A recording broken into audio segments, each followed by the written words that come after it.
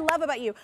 Because I actually, in the beginning of my career, turned down deals because it literally was like selling my soul if I signed the dotted line. And I was like, look, I'm a waitress and I don't have anything, but you're not gonna hold that over my head and take everything from me.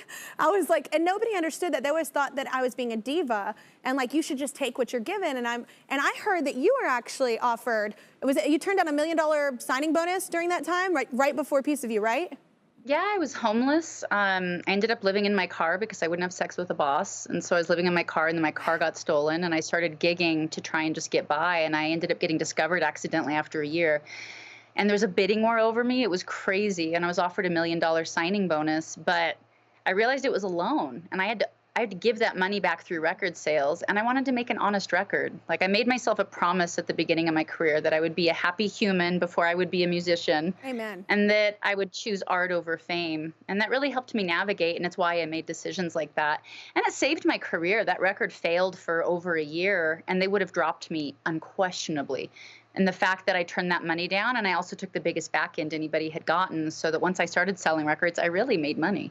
Yeah, I mean, that's the thing I tell even like the artists on The Voice that I work with now, because I'm from a singing competition, and I talk to them, I'm like, look, I love that any door is a good door as a singer or artist or writer, however you are, any door is a good door.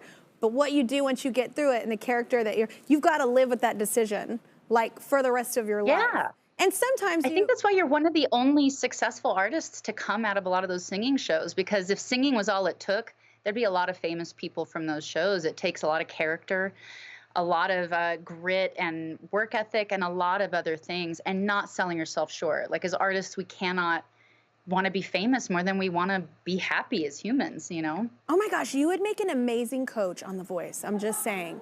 I would pick you. Well, you know, I'm here. I would pick you. I was like, and I think, I literally, it's so funny. You took the words right out of my mouth. I say it all the time. Like, look, the show is about many different voices. The main one, obviously, vocally, like impressing people, moving people, but it's also your character. People watch the show, they see you, they see your personality, they buy into all of it, you know? And so it's so true. I agree with you on that.